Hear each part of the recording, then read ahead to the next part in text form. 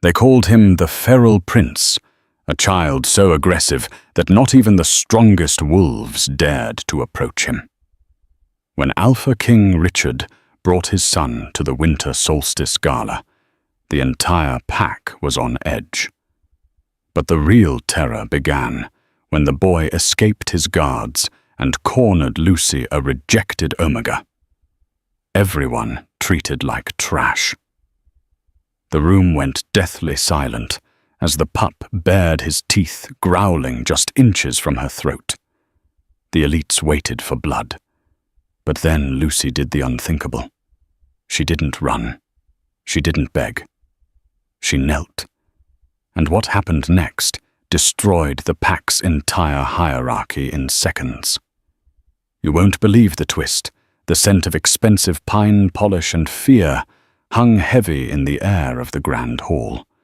It was the night of the winter solstice gala, the most important event of the year for the Silver Creek pack, and Lucy was currently scrubbing a scuff mark off the marble floor with a toothbrush.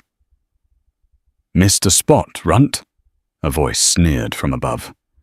Lucy didn't look up. She knew that voice. It belonged to Vanessa, the Alpha's daughter, and the self-proclaimed queen of the social circle.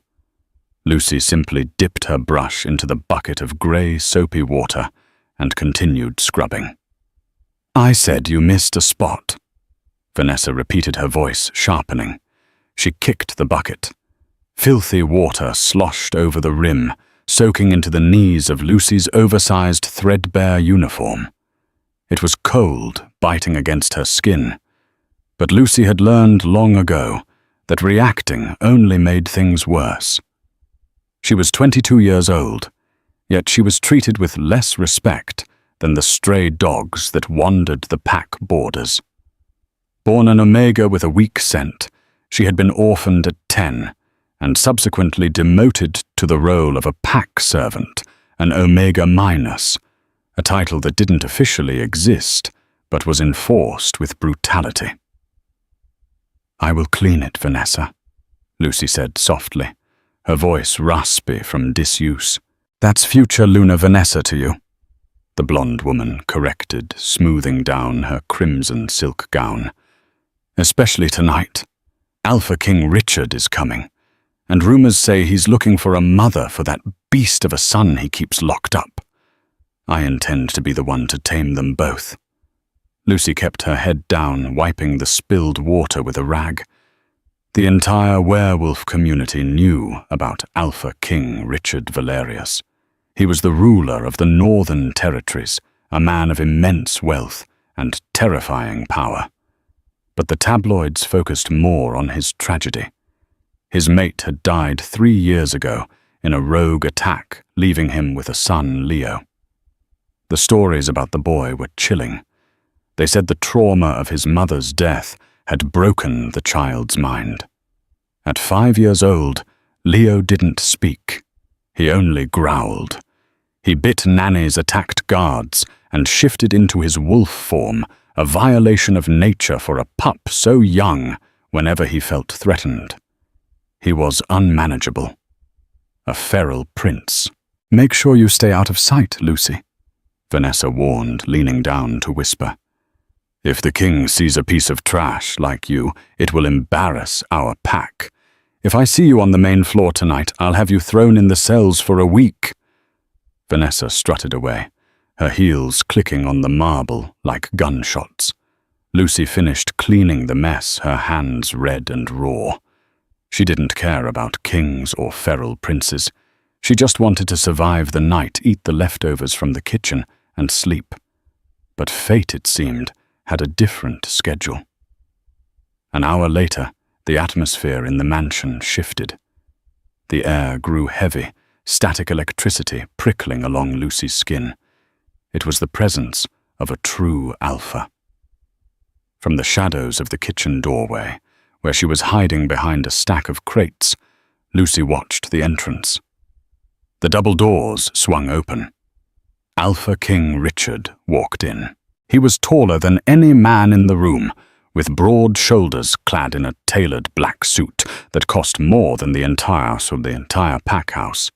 His hair was dark, his jawline sharp enough to cut glass, and his eyes were the color of storm clouds, grey and unforgiving. But the room didn't look at him. They looked at what he was holding, or rather what he was restraining. Gripped firmly by the hand was a small boy with wild, curly, dark hair. The boy Leo was wearing a miniature tuxedo, but he looked like a trapped animal. His eyes darted frantically around the room, scanning the hundreds of strangers. He was trembling not with fear, but with aggression.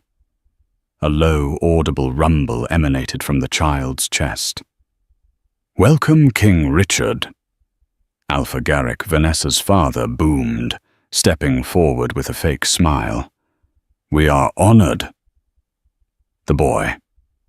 Leo snapped his teeth at Alpha Garrick. It was a vicious, audible clack. The room gasped. Richard didn't apologize. He simply tugged the boy's hand, pulling him back.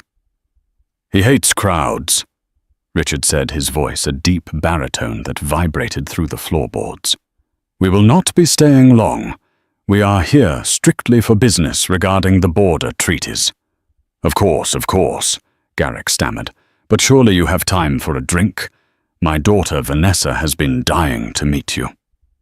Vanessa stepped forward, radiating her most seductive pheromones. She knelt slightly, trying to get to the boy's eye level, a tactical error she would soon regret. "Hello there, little one. Aren't you handsome?" Leo's upper lip curled back. He didn't see a pretty woman. He saw a threat encroaching on his space. He let out a guttural growl that sounded like it belonged to a full-grown wolf, not a 5-year-old. Vanessa flinched, falling back onto her heels. "I wouldn't do that," Richard said, coldly pulling his son past her without a second glance. "He smells desperation. He doesn't like it." Lucy, watching from the kitchen shadows, felt a strange tug in her chest. She didn't see a monster. She saw a terrified little boy, surrounded by loud noises and fake scents, trying to protect himself the only way he knew how. She turned to go back to the scullery, but the head chef, a burly man named Holt, blocked her path. "We're short-staffed." Holt grunted, shoving a silver tray of champagne flutes into her chest. "2 of the servers called in sick. You need to go out there." Lucy's eyes widened. "I can't. Vanessa said—" "I don't care what the princess said," Holt snapped. "If the guests have empty glasses, it's my head on the block. Put on a fresh apron and get out there. Keep your head down, be invisible, and pour the drinks. Go." Lucy's hands shook as she gripped the tray. She had no choice. Taking a deep breath, she stepped out of the safety of the shadows and into the lion's den. The ballroom was suffocating.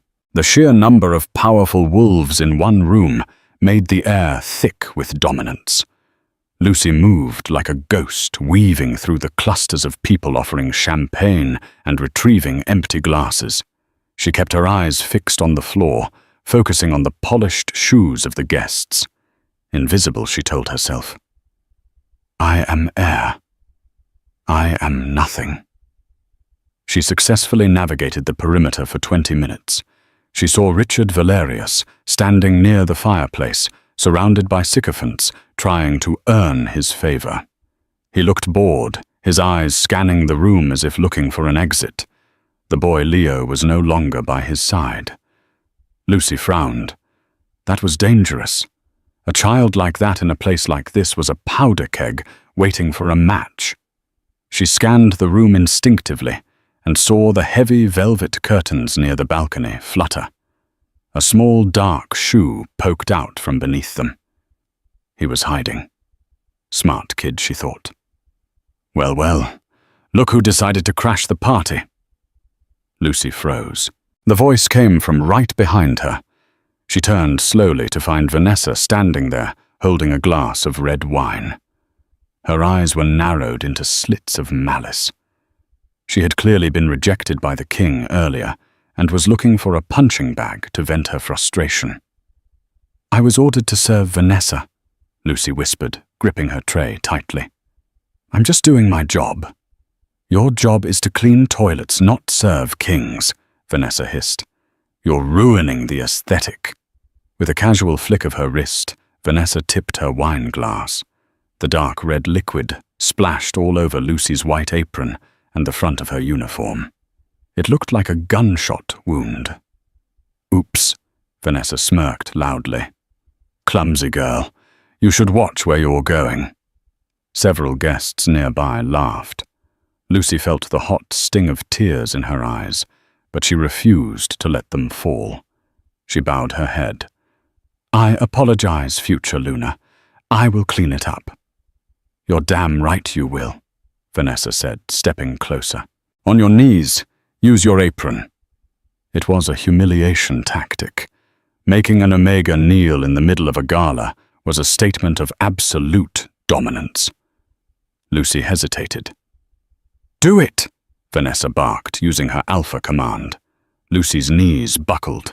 She couldn't resist the command of a high-ranking wolf. She hit the floor, her knees slamming against the hard marble. The tray clattered to the ground, shattering 3 champagne flutes. The sound of breaking glass silenced the nearby conversations. All eyes turned to them. Look at her, Vanessa announced to the circle of onlookers. Pathetic. This is what happens when you let runts into the main hall. Lucy reached for a shard of glass to pick it up, her hand trembling. She cut her finger, a drop of bright red blood welling up. Suddenly, a low rumbling sound vibrated through the room. It wasn't the polite chatter of guests. It was a growl. Deep, primal, dangerous. The heavy velvet curtains by the balcony were ripped open. Leo stood there. The boy's eyes were pitch black. His wolf was at the surface. He wasn't looking at the crowd. He was looking at Vanessa. Or rather, he was looking at the aggression Vanessa was directing at Lucy. Leo! Richard's voice cut through the room from the fireplace. Stand down! But the boy didn't listen. He launched himself forward. He was small, but he moved with the speed of a feral creature. The crowd parted, gasping and shrieking as the child bolted across the dance floor. Get that thing away from me! Vanessa shrieked, stumbling back in her high heels. Leo didn't attack Vanessa. He stopped short. He planted himself firmly between Vanessa and the kneeling Lucy. The room froze. Leo stood over Lucy, his small body tense, his hands curled into claws. He turned his head to the crowd and let out a roar that defied his size. It was a warning. Mine. Lucy looked up, terrified. She was now trapped between a cruel alpha female and a feral child known for biting. She was on her knees bleeding, and the boy was inches from her face. He turned slowly to look at her. His nostrils flared, smelling the blood on her finger. Don't move, Richard shouted, pushing his way through the crowd, his face pale with panic. He smells blood. Everyone back up. He will attack. The crowd scrambled back, leaving a wide circle around Lucy and the boy. Everyone expected the child to lunge. Everyone expected Lucy to be torn apart. Leo leaned in his face, inches from Lucy's nose. He sniffed her neck. Then he sniffed her bleeding finger. Lucy didn't flinch. Instinct took over. She didn't see a monster. She saw a pup who was overwhelmed. She didn't release fear pheromones. She released calm.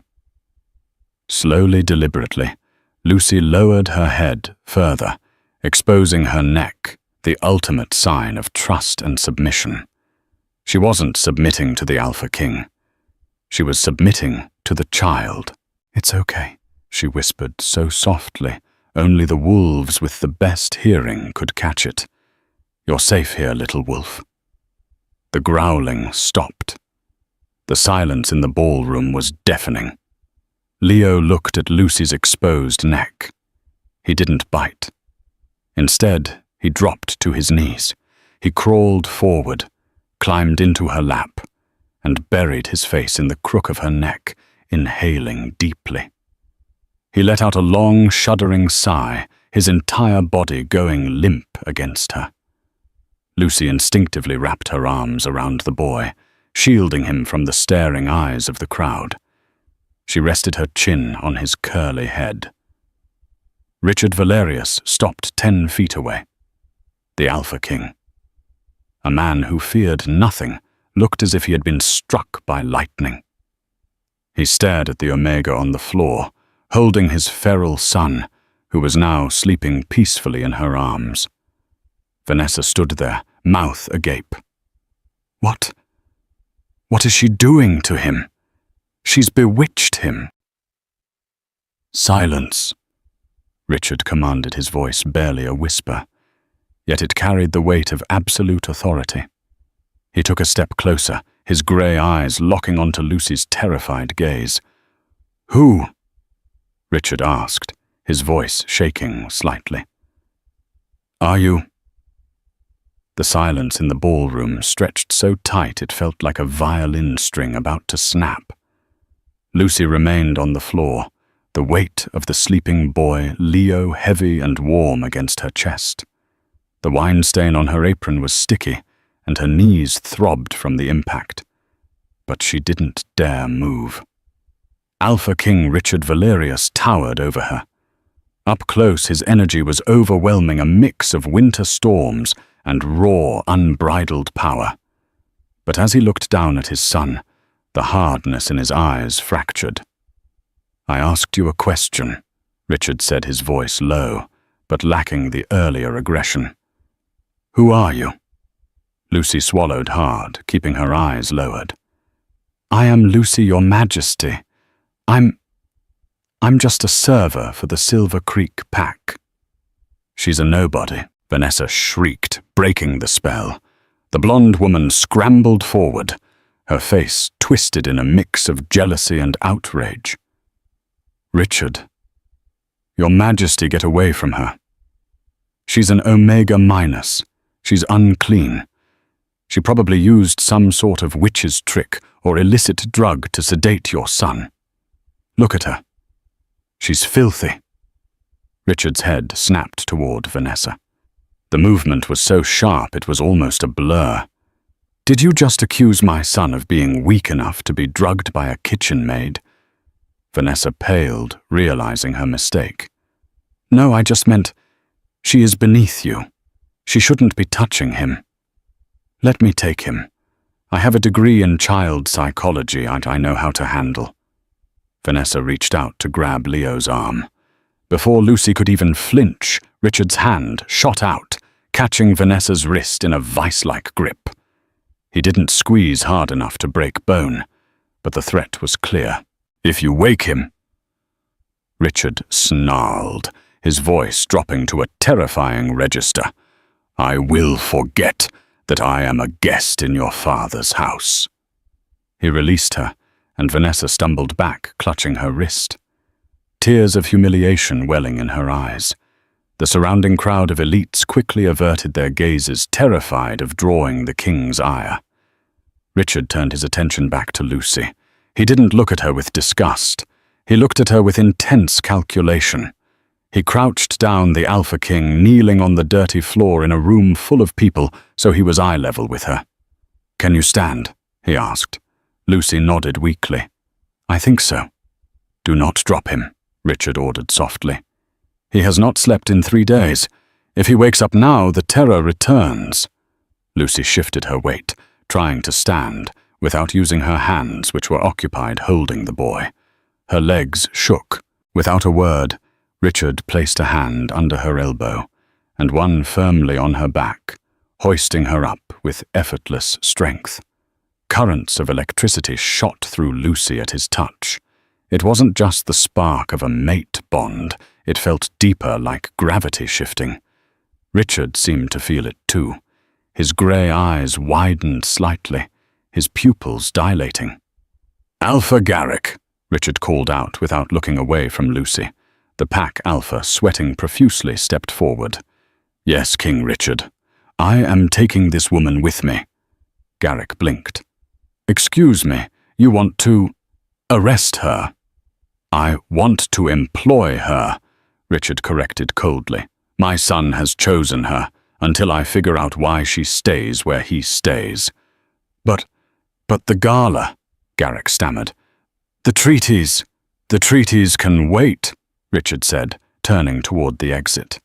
He kept one hand on Lucy's back, guiding her as if she were a precious porcelain doll, rather than a servant in wine-stained rags. We are leaving. Have her things sent to the royal penthouse at the Ritz immediately. She doesn't have things, Vanessa spat out, unable to help herself. She sleeps in the cellar.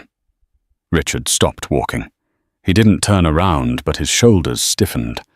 The temperature in the room seemed to drop 10 degrees. Is that so? Richard murmured. Then I suppose I will have to buy her new things. And Garrick. Yes, Your Majesty. If I find out she was mistreated while under your care, Richard said, his voice echoing off the vaulted ceiling. The treaties won't be the only thing I tear apart. He guided Lucy out of the ballroom. As the double doors closed behind them, Lucy realized 2 things. First, she had just been kidnapped by the most powerful wolf in the world. Second, for the first time in 10 years, she wasn't invisible. The royal penthouse at the city's finest hotel was larger than the entire servants' quarters Lucy had lived in for a decade.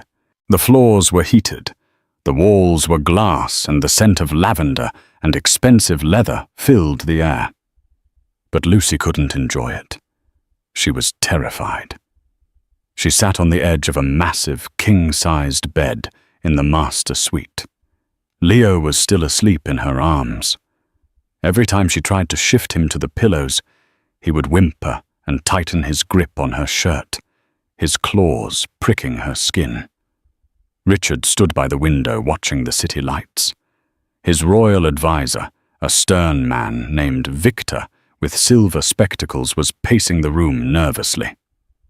Sir, this is insane, Victor hissed, glaring at Lucy.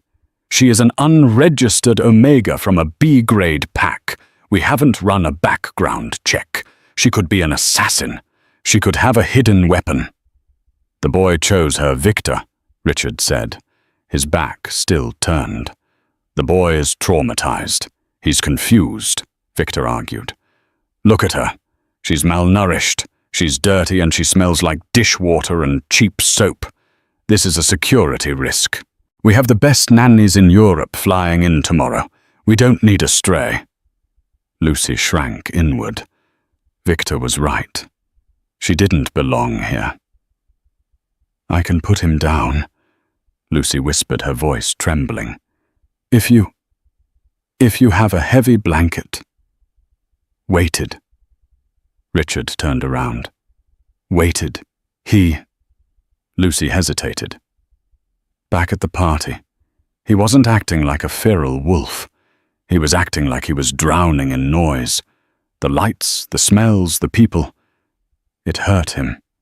He's sensory sensitive. He needs pressure to feel where his body ends and the world begins.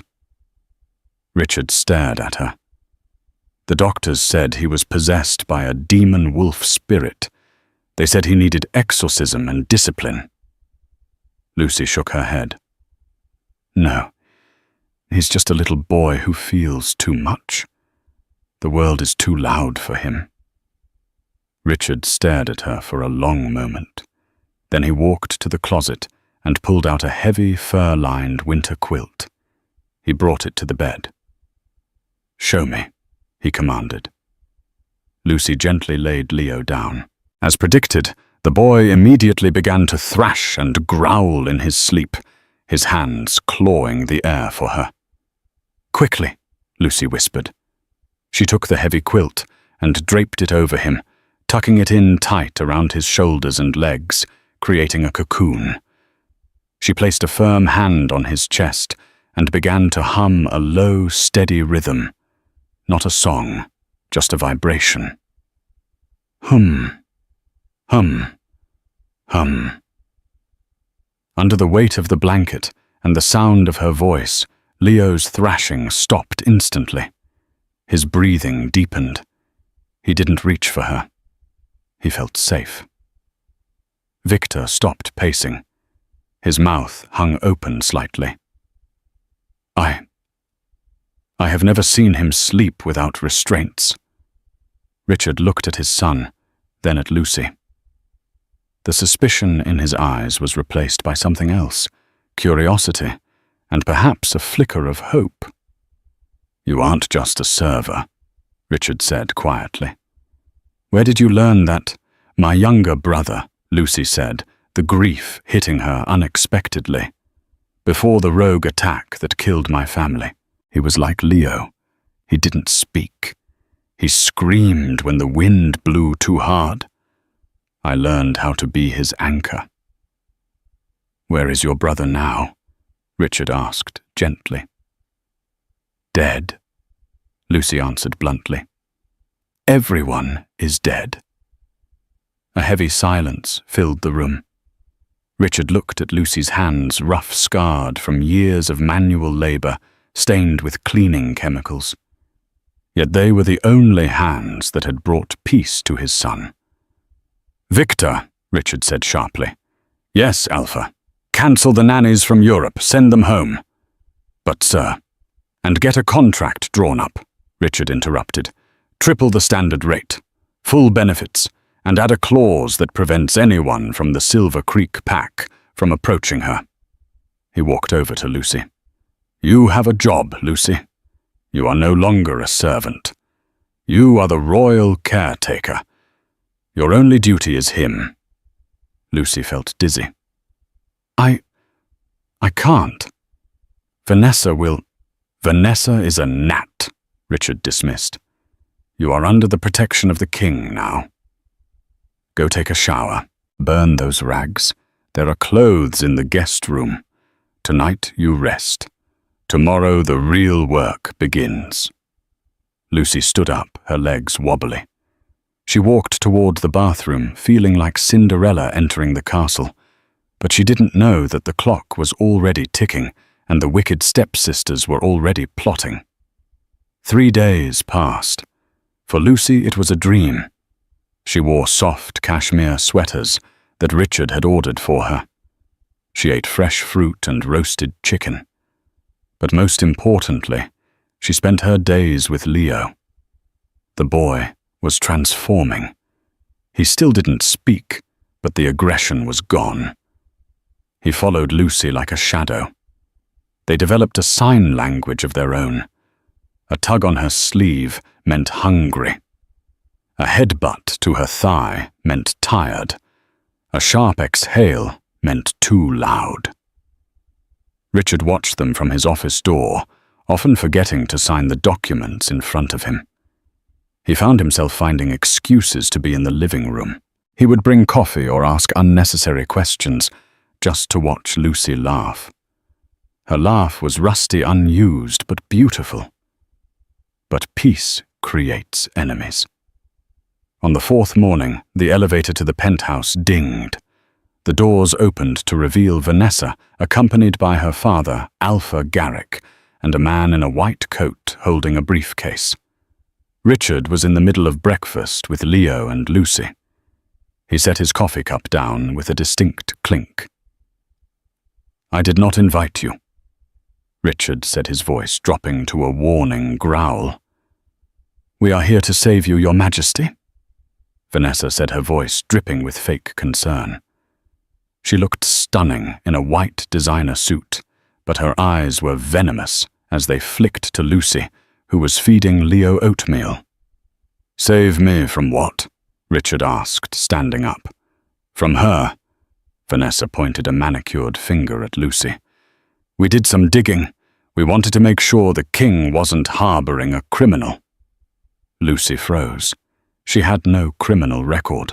"Go on," Richard said, crossing his arms. Vanessa gestured to the man in the white coat. "This is Dr. Halloway, the pack physician for Silver Creek. He has records." Tell him, doctor." The doctor, a nervous man who smelled of fear and antiseptic, cleared his throat. "Yes. We reviewed Lucy's medical history, and the history of her family. Her brother, the one she claims was sensitive." "What about him?" Lucy asked, standing up protectively in front of Leo. "He didn't die in the rogue attack."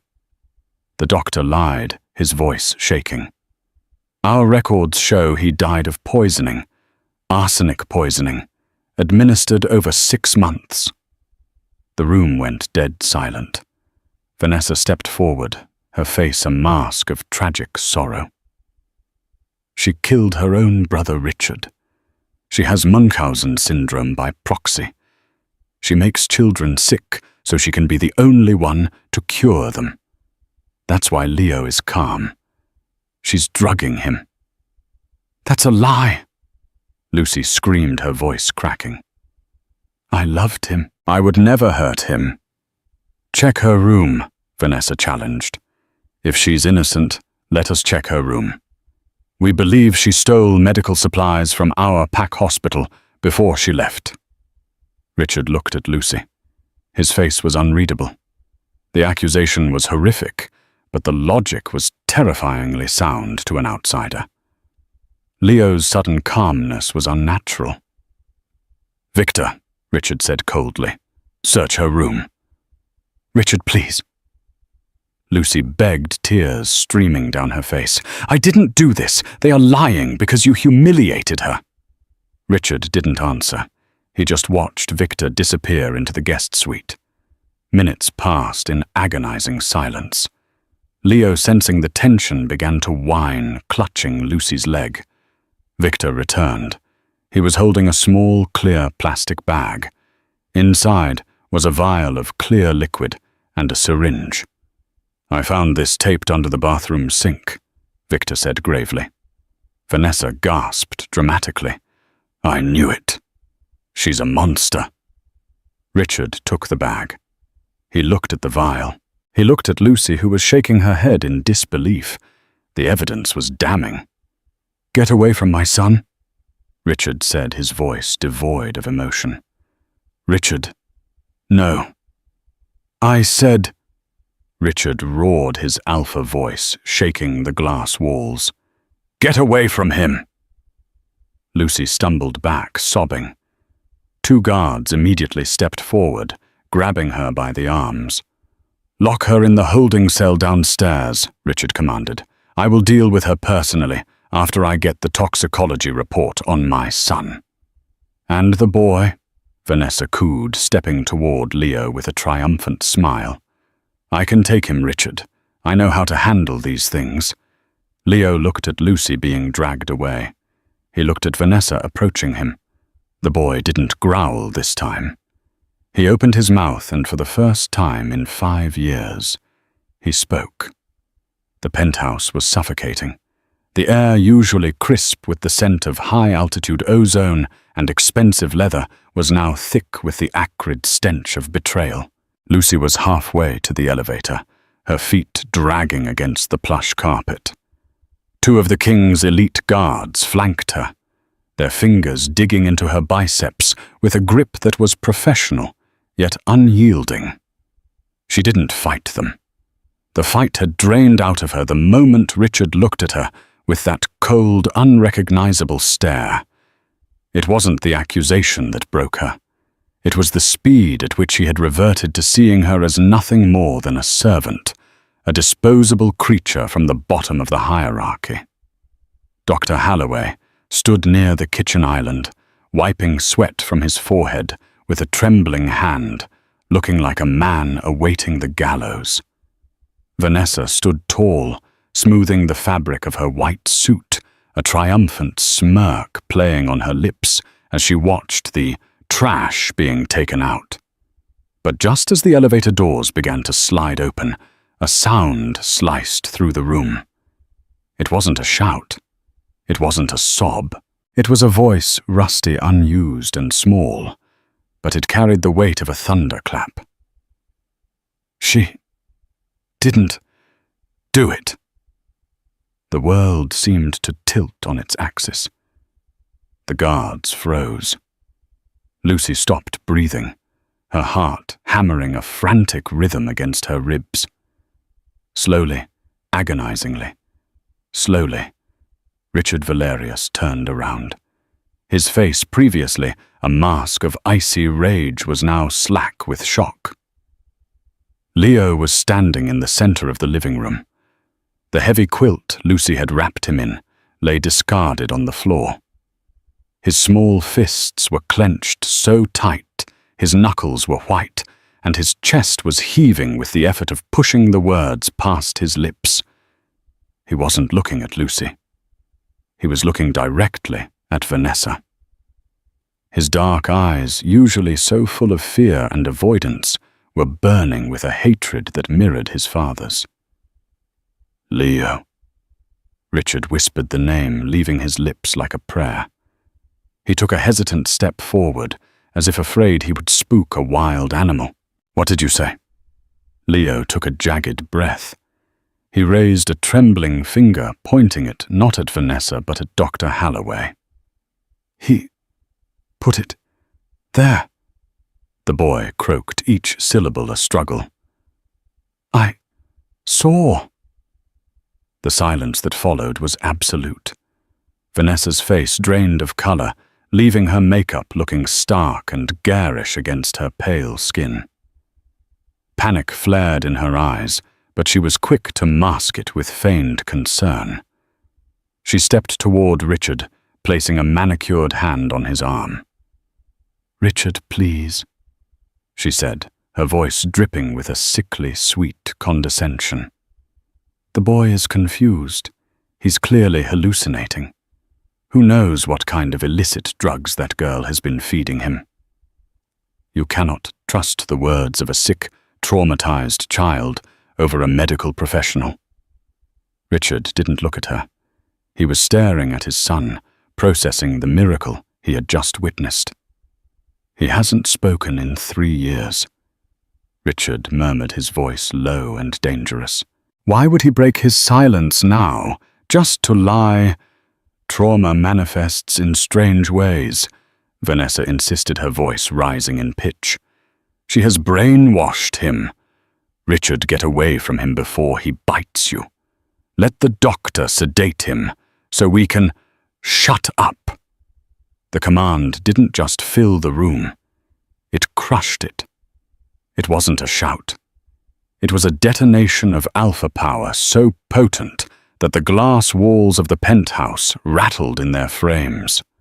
Vanessa choked the words dying in her throat, as if a physical hand had clamped over her windpipe. She stumbled back, clutching her neck, her eyes wide with genuine terror. Richard turned his back on her. He walked toward his son, moving with a deliberate slowness. When he reached Leo, he didn't tower over him. He knelt. He brought himself down to the floor, ignoring the sharp crease it put in his tailored trousers, until he was eye level with the boy. "Leo," Richard said softly, locking eyes with his son. "Look at me. This is important. Did you see the doctor put the bag under the sink?" Leo didn't flinch. He nodded, a sharp, vigorous movement. When the lady yelled, he bent down. He put it there." Richard closed his eyes for a brief second, inhaling deeply. When he opened them, the softness was gone. In its place was a cold, calculated fury that promised violence. He stood up, his height seeming to double as his aura expanded.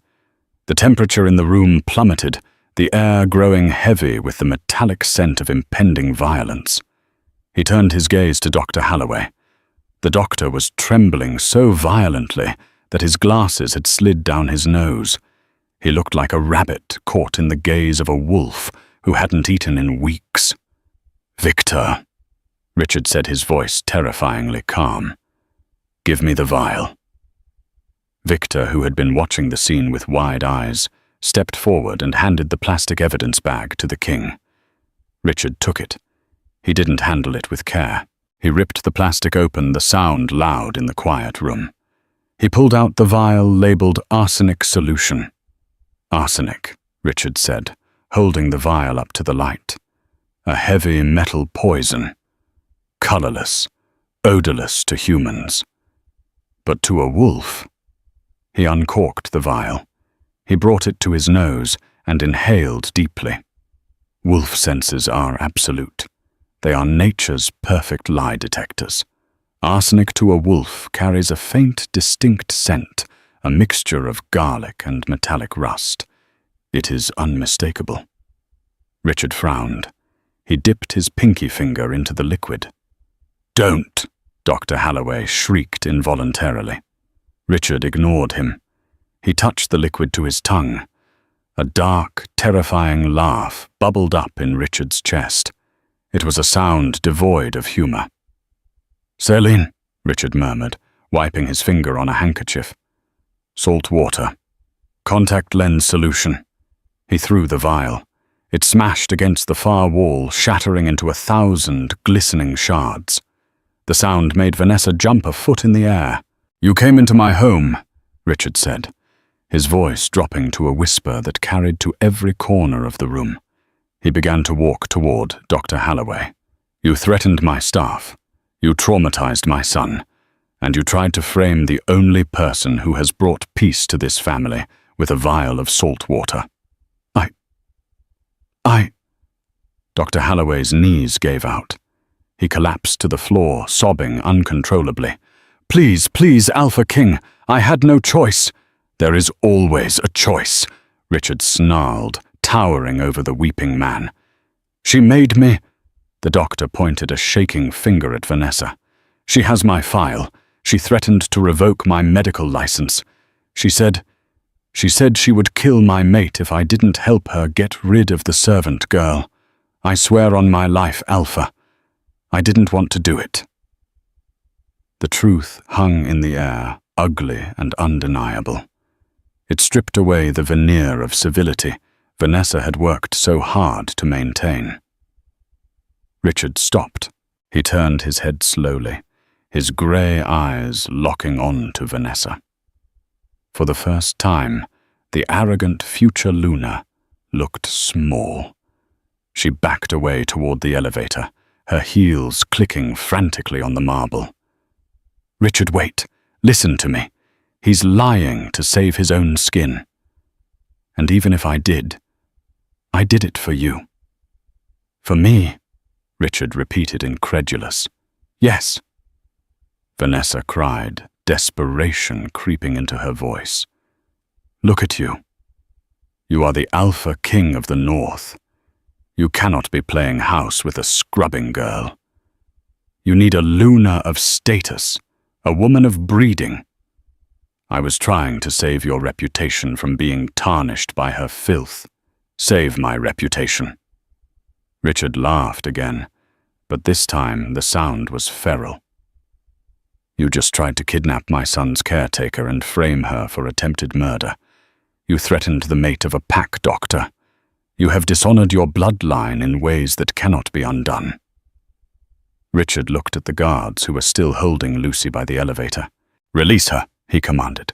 The guards immediately let go, stepping back as if burned.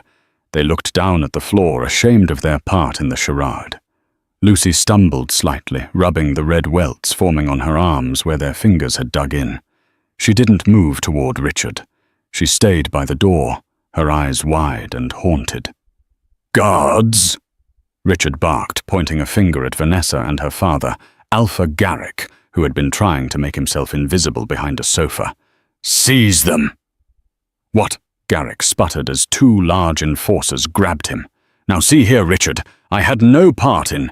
"Your daughter acted under your roof with your resources," Richard cut him off. "You are responsible. Take Alpha Garrick and his daughter to the chaotic dungeons. Notify the council immediately. The Silver Creek Pack is under new management as of this moment. They are stripped of their titles and their assets." "No. You can't do this," Vanessa shrieked as the guards grabbed her arms, twisting them behind her back. "My father is an Alpha. I am a queen. I was supposed to be your Luna." "You are nothing," Richard said coldly, turning his back on her. "Get them out of my sight." Vanessa's screams echoed down the hallway as she was dragged into the elevator, followed by her sputtering father and the sobbing doctor. Then silence returned. But it wasn't peaceful. Richard stood in the center of the room, his chest heaving. The adrenaline of the confrontation was fading, leaving behind a cold, hollow pit in his stomach. He turned slowly to face the elevator. Lucy was still standing there. She looked small, fragile, and utterly broken. Her eyes were red-rimmed, and she was clutching her bruised arms as if trying to hold herself together. The rage in Richard's eyes vanished, replaced by a profound, crushing guilt that nearly brought him to his knees. He had failed her. He, the king who prided himself on his judgment, had believed the lie instantly. "Lucy!" Richard started taking a step toward her. His voice was raw. Lucy took a step back. She flinched. That small movement that flinch hit Richard harder than any physical blow could have. "No," she whispered, her voice shaking. "You don't get to do that. You don't get to walk over here and fix this." Richard froze. I apologize. I was trying to protect my son. The evidence seemed... You were ready to throw me in a cell." Lucy interrupted, tears finally spilling over her cheeks. "I held him when he cried. I slept on the floor so he wouldn't be alone. I gave him everything I had. And the moment a pretty woman with a title walked in and told a lie, you believed her over me. You didn't even ask me. You just looked at me and saw a servant. You saw trash, just like they do." "Lucy, that's not true. It is true," she cried, her voice gaining strength from her pain. "I can't stay here, Richard. I can't work for a man who doesn't trust me. I can't live waiting for the next time someone decides I'm disposable because of my rank. I'll pack my things. I'll leave tonight." She turned to the door, her hand reaching for the latch. "Wait." It wasn't Richard who shouted. It was Leo. The boy scrambled up from the floor, his small feet pounding against the hardwood. He ran across the room and slammed into Lucy's legs, wrapping his arms around her thighs and burying his face in her stomach. He hugged her with a desperation that said he would never let go. He looked up at her, his big, dark eyes swimming with tears. "Mama," he croaked. "Stay." Lucy's breath hitched in her throat. Richard stopped breathing entirely. "Mama." The word hung in the air, shimmering with power. In the werewolf world, a pup choosing a mother was a bond deeper than blood. It was a soul recognition, an imprinting that superseded biology. For a feral child like Leo to speak that word, it was a divine claim. Lucy looked down at the boy. Her heart, which had been hardening just seconds ago, shattered into a million pieces. She ran her hand through his curly hair, her tears falling onto his face. She couldn't leave him. He was hers, just as much as she was his. But she couldn't stay as a servant. Not after this. Richard walked over. He didn't command. He didn't posture. He didn't use his alpha voice. He dropped to his knees. The Alpha King. The ruler of the Northern Territories. A man who bowed to no one lowered himself onto the hard floor at the feet of an Omega. "He is right," Richard said, his voice rough with emotion. He didn't look at Lucy. He looked at the floor, unable to meet her gaze out of shame. "I was blind. I was arrogant. I didn't see the poison in them, because I was too focused on status. But I see you, Lucy. I see what you did. I see who you are." He reached out slowly, his hand hovering near hers, palm up. He wasn't taking, he was asking. "Please," Richard whispered. "Don't leave us. I will spend every day making up for the last 10 minutes. I will grovel if I have to. Just give me a chance to earn your trust. Give me a chance to be the alpha you deserve." Lucy looked at the powerful man kneeling before her, stripped of his pride, and the little boy clutching her leg as if she were his lifeline. She realized then that she wasn't just a caretaker anymore. She was the glue holding this broken family together. She took a deep breath, wiping her eyes. She placed her hand in Richard's. "One chance," Lucy whispered. "But if you ever doubt me again, Richard, if you ever look at me like I'm beneath you, I won't just leave. I'll take him with me." Richard looked up. He smiled a genuine, crooked smile that reached his eyes and lit them up like dawn breaking over a storm. "Deal," he vowed. "I wouldn't have it any other way." 6 months had passed since the night the truth was revealed in the penthouse. Yet for Lucy, it felt like a lifetime ago. The seasons had changed, shifting from the biting cold of winter to the lush, blooming warmth of early summer. But the seasons were not the only thing that had transformed. The royal palace was alive tonight. The air vibrated with the hum of 1,000 voices, the clinking of crystal, and the restless energy of the entire northern wolf nobility gathered in one place. It was not merely a gala. It was the coronation. In the quiet sanctuary of the Queen's dressing room, Lucy stood before a massive, gilded, floor-to-ceiling mirror. She barely recognized the reflection staring back at her. Gone were the oversized grey rags that smelled of industrial cleaner and damp basements. In their place, she wore a gown that seemed to be woven from starlight itself. It was a masterpiece of silver silk that cascaded down her frame like liquid moonlight, hugging her curves before flaring out into a dramatic train. Her hair, once brittle and hidden beneath a cap, was now a glossy cascade of dark waves, pinned up with diamond clips that caught the light with every breath she took. But the most striking change wasn't the dress or the jewelry. It was the mark on the curve of her neck, the mating mark. Richard had claimed her 3 months ago, under the light of a blood moon. The moment his teeth had grazed her skin, a dormant power within her had snapped awake. The pack doctors had been baffled, then awed. Lucy wasn't a weak Omega minus, as the Silver Creek pack had claimed. She was a Gamma. A rare bloodline known not for physical brute force, but for immense psychological resilience and an aura that could soothe the most savage of beasts. It explained everything why she had survived years of abuse without breaking, and why she was the only one who could reach Leo. "You're staring at her like she's a stranger." A deep voice rumbled from the doorway. Lucy turned, her heart skipping a beat.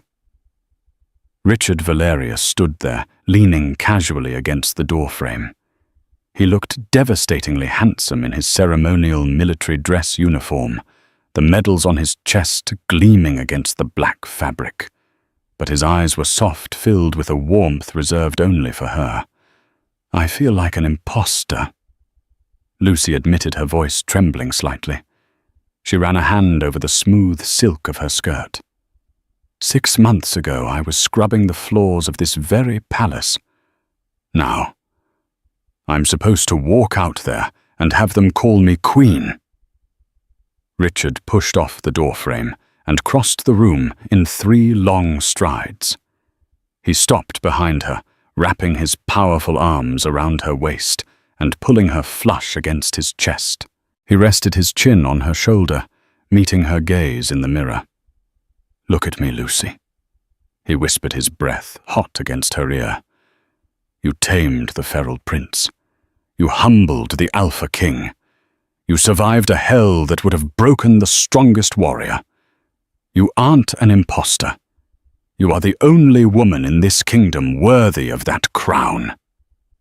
"They're all out there," Lucy said, leaning back into his strength. "The people who used to spit on me. The nobles who watched Vanessa kick me and laughed.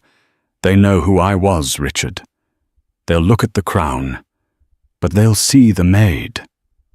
Richard's expression hardened, not at her, but at the world outside those doors. "Let them look. Let them remember. Because when they see you tonight, they won't see a servant. They will see the woman who holds my heart in her hands. And if anyone dares to show you disrespect, they answer to me."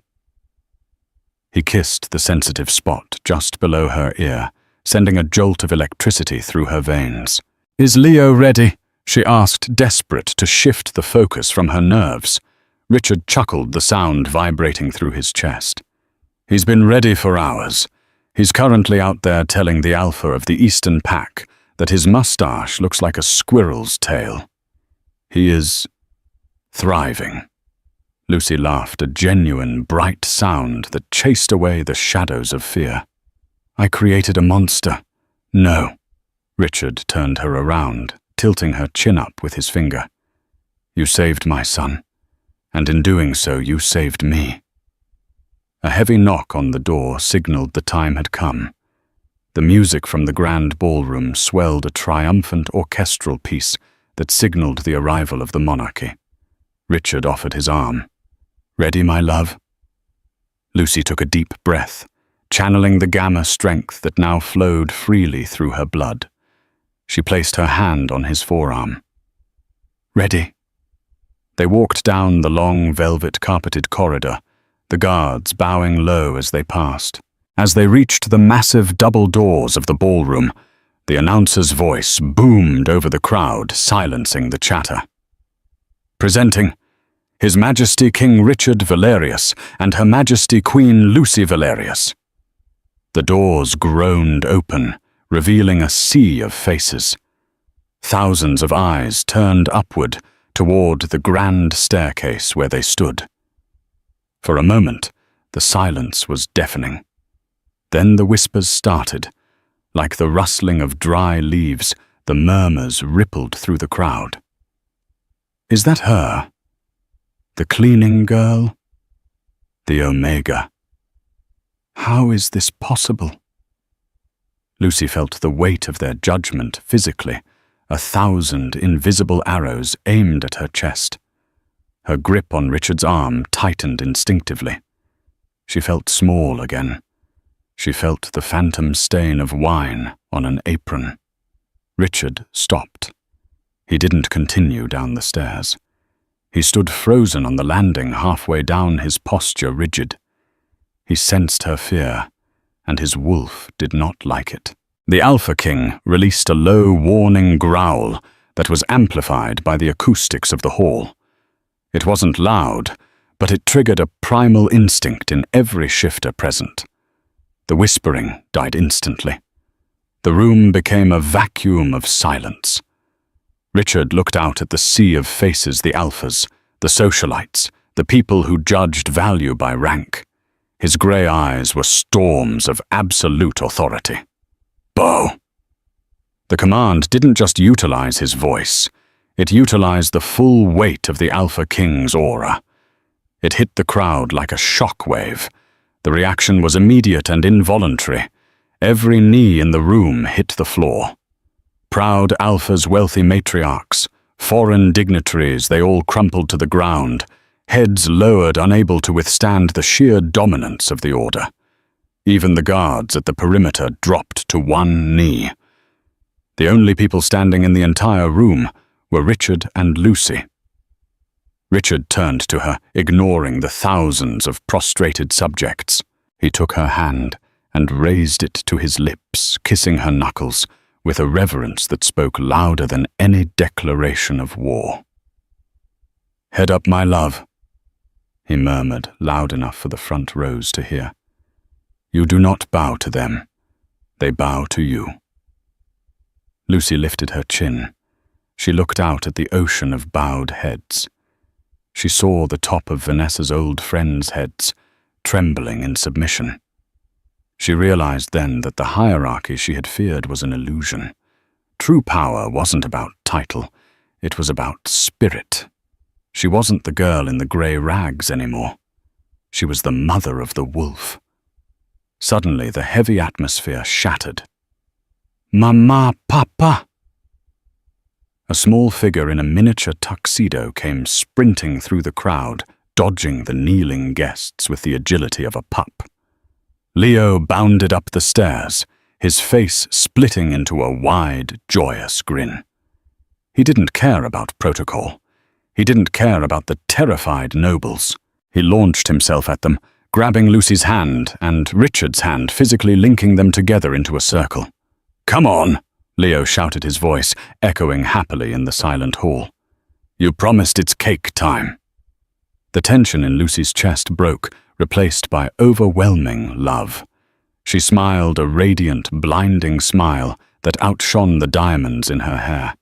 She squeezed Richard's hand, and for the first time she led him. "You heard the prince," Lucy said, her voice clear and strong. "Cake time. The Alpha King, the feral prince, and the rejected girl.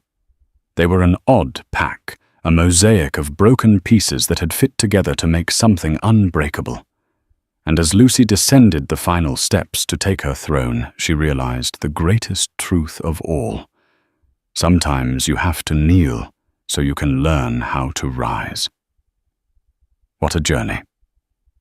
From scrubbing floors to sitting on the throne, Lucy proved that true power isn't about your rank, it's about your heart.